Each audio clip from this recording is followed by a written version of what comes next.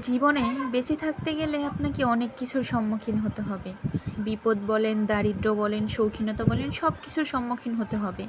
একটা সময় আপনার হাতে টাকা থাকবে না, কিন্তু আপনার মনে চাইবে আপনাকে এটা খেতে হবে, ওই জিনিসটা কিনতে হবে, এটা করতে হবে, ওটা করতে হবে। একটা সময় আপনি নিজে ভেঙে পড়বেন যে আসলে জীবনটা কী, টাকা ছাড়া দুনিয়াতে কিছুই হয় না।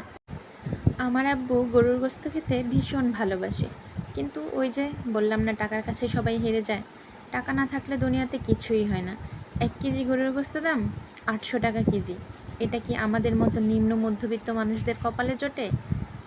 এরপরেও সব কিছু ভুলে গিয়ে আব্বু কয়েকটা টাকা দিয়েছিল, বলল 500 টাকা দিলাম, 500 টাকায় যতটুকু হয় ততটুকু নিয়ে এসো। সামনেই বসেছিল গরুর গোশত।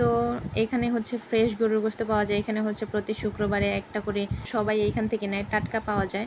আর বাজারে গেলে এক এক সময় ফ্রিজেরগুলো দিয়ে দেয়, অনেক বাসি হয়ে যায়, ওগুলো দেয়।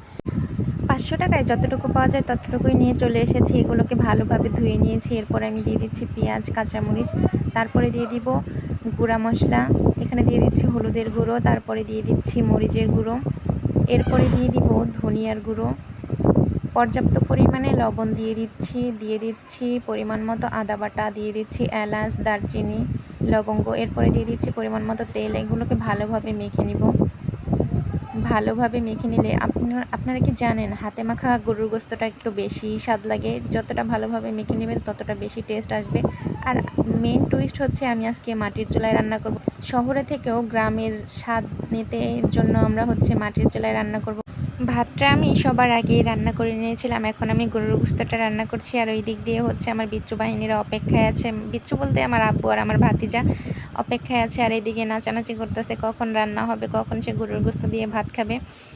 আর দেখতে দেখতে প্রায় আমার রান্না শেষের দিকে। মাটির চুলায় রান্না করতেও কিন্তু বেশিটা সময় লাগে না, যতটা সময় আপনার গ্যাসের চুলায় লাগে মাটির চুলায় কিন্তু কম সময় লাগে। আর এটার রান্নাটা কিন্তু বেশ দারুণ লাগে।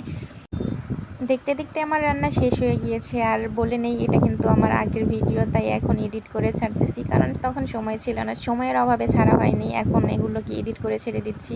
আসলে পুরোনো স্মৃতিগুলো বেশ দেখতে ভালোই লাগে। এগুলো হচ্ছে যখন আমি আমার ফ্যামিলির সাথে থাকতাম তখনকার তোলা ভিডিওগুলো, এখন তাদেরকে আমি মিস করতেছি।